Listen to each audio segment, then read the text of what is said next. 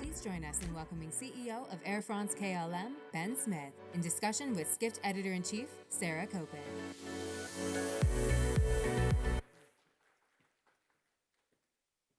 All right, we made it. Last one. Thank you, everybody, for sticking around. Thank you for joining us, Ben. Can you hear me okay? Perfect. Hi, Sarah. Excellent. Hello. So I wanted to start off by, so you're in Paris right now, right? Correct. Here we are in the Middle East. I got here via New York. You know, this is such a place with people coming and going all the time that is, connection is so necessary. I wanted to ask you about where you think the future of travel is, how you think the industry is going right now. Are we picking up? Are we in a slowdown? Give me your macro view of where it stands. Well, if we go back, we had two difficult years. The whole industry did two very difficult years through COVID, and then we had a very strong rebound. For us, in almost all markets, I'd say, with the exception of the French domestic market, we still see a large shift to train travel. There is a high-speed train network. It's quite comprehensive here in France, but the rest of our network. We saw an enormous rebound, and we continue to see that. So we see solid growth. We see business traffic coming back. Most of our markets, we continue to see it grow. Europe, we see it stabilizing around 70%, and we see VFR leisure traffic coming back strong as well. So we're quite optimistic that 2024 will be strong, and we're still adding capacity. We should be back to 2019 levels by next year. So that's for Air France-KLM. And we think the rest of the network carriers in Europe are experiencing the same trends that we're seeing. We don't have the very strong U.S. domestic market, and we're seeing that even in some cases in the U.S. that the traffic is even higher than 2019. That we don't see yet for us yet in Europe. The low-cost markets or the low-cost carriers in Europe, in particular, the strongest one is adding a lot of capacity, and so far it looks like it's working. So I want to ask you specifically about the corporate traveler. How do you see that? I mean, I flew here, so some corporate travel is coming back. Do you think it's going to be continue to be strong going into 2024? I believe so. Like yourself, there's still a very big demand for face-to-face meetings. If you have new colleagues, if you're hiring somebody, it's very difficult to do that via Visio or through a Teams type call. So no, we do see the long haul corporate markets continue to come back, and we're still, as I said, we're quite positive on it. We don't see that returning or that changing. Now we do see more like less shorter trips, more trips that are attached, business trips that are attached with leisure. So sometimes people staying an extra 2-3 days. We don't see as many people going, across the Atlantic for one day, 2-3 days, maybe attached to a weekend. But that traffic is still returning for us. So that's a trend that we've seen change. But in terms of vacation travel, in and around the Mediterranean basin, for us, it's growing. Yeah, I wanted to talk about the blended traveler, so to speak. I have a 12-year-old at home, and he begged me to come to Dubai with me because he loves supercars. He's please. And I thought about it for maybe 5 seconds, and then I was like, no, you have to go to school, and I have to go to work, all of that stuff. But I thought about it for 5 seconds, and I would have never done that pre-COVID. So I think that how is Air France-KLM thinking about maybe people like me who bring family along on a work trip, or are really blending work life, all that good stuff together in a way that they didn't pre-pandemic? And that question we get asked often, and from what we know when we talk to our customers, is a lot of them have reprioritized their discretionary spend. Even if it's gone down, travel seems to have moved up on the list of priorities for many. So even if they've got the same discretionary spend or even less, travel is much higher. So as you said, something that you may not even considered in the past, that it's not something you thought, maybe you're not the only one. Yeah, watching at home. Hi, Arthur. So you're bullish on Asia. We talked beforehand. I want to hear why. Tell me your thoughts on that region. Well, for us, it's been, I mean, this Yeah. was the last region to open up for us. So, I mean, there's two ways to answer that. One, we're quite optimistic that market will reopen.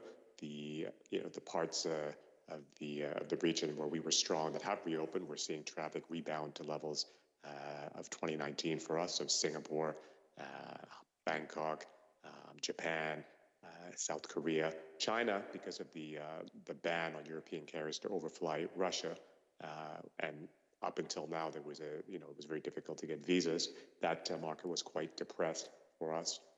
With the new, flexibility around coming in and out of China to Europe, we're starting to see a strong rebound to China. So that's something we didn't have last year. France is the biggest inbound tourist market in the world, which was a surprise to me when I arrived here, ahead of the US, ahead of any other country in Europe. And of course, China is a big source of that type of traffic. So this is another reason why we're quite positive on the markets to and from Asia. Are visas slowing things down significantly? Is that a real problem? Today, with the exception of China, no. I'd say it's costing us money to fly around Russia. So flights to Japan, flights to South Korea can take up to 2-3 hours longer. So more fuel, higher costs for the crew. But no, visas today, up until now that China's more or less restrictive, we're not seeing that. We're not seeing any impact on that front.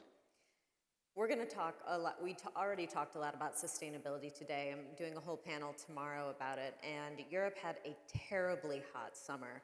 I'm curious how you're dealing with the climate issues. Going into summer 2024, is that having any sort of significant impact on your strategy? Well, I think Europe is at the forefront of trying to decarbonize our industry. The focus and the pressure from quite a number of the countries that form part of the European Union is extremely intense, more so than I think anywhere else in the world. So I think we've got the added benefit that we should be ahead of the industry with the pressure, with the support we're getting, with the focus. So we are trying to move us forward as fast as possible with renewing our fleet. This is the number one lever we have today. So we have quite a number of aircraft on order, new aircraft on order. So we A220s for some of our regional or our medium haul fleet. We've got Airbus A320neos, that family. We have A350 airplanes coming in. So a huge part of our fleet toward the end of the decade will be next generation. So we're seeing there 25% less CO2 emissions, 30% less noise, all very positive. And then the second big lever we have is sustainable aviation fuels. And this is a big push for us.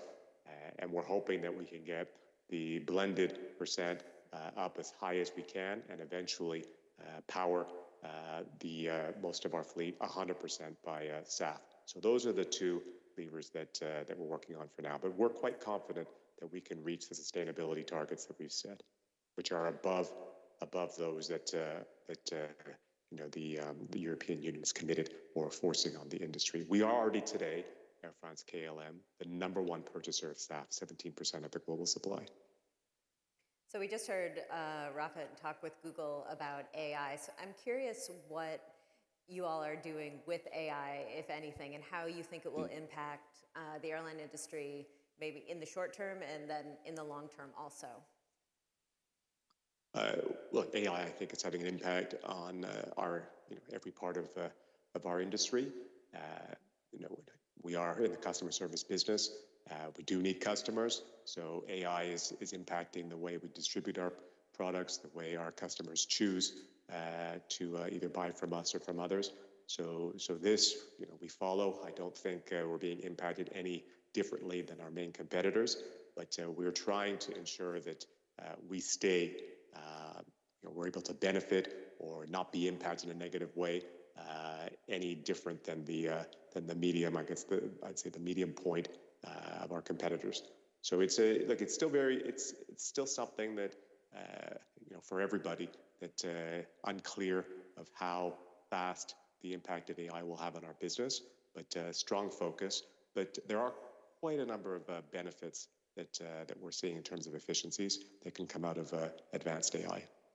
So you made a bit of news earlier investing in SAS Scandinavia. Can you talk a bit about your motivation there? For all the airline junkie. Well, Europe is consolidating, a little bit late. The United States market consolidated quite a ways back, when there were 7 big U.S. carriers, and 6 of those became 3, with the low-cost carrier staying, the main low-cost carrier, Southwest, staying, as a strong number 4. That has happened, but not to the same extent in Europe. So there are 3 big network groups. You've got IAG, Lufthansa Group, and ourselves, Air France-KLM. But I would say the domestic, the European medium-haul market is dominated by low-cost carriers and ultra-low-cost carriers, which is not the case in the United States. So there are a few independent carriers, I can call them independent carriers, that don't form part of a transatlantic joint venture. There are 3 transatlantic joint ventures, and the transatlantic is the number 1 international segment or market out of Europe, into and out of Europe. So the carriers that are not part of any of those 3 joint ventures, there are a few that are of reasonable size. SAS is one of them, TAP is another, the former Alitalia, so ITA, is another. And SAS, which went bankrupt and is now coming out of restructuring, was an interesting opportunity. We saw a low-risk way of investing. We got a 19% stake with an exclusive right to take a majority position in 2 years. And at the point of us entering into this 19%, or with this 19% stake, they will exit Star Alliance and come into our Alliance SkyTeam, and we will consider or we'll look into having them join our joint venture in the future. So this was a positive for SAS. It secures this airline into our sphere, let's say you could call it that, and it's a low risk way of participating in consolidation.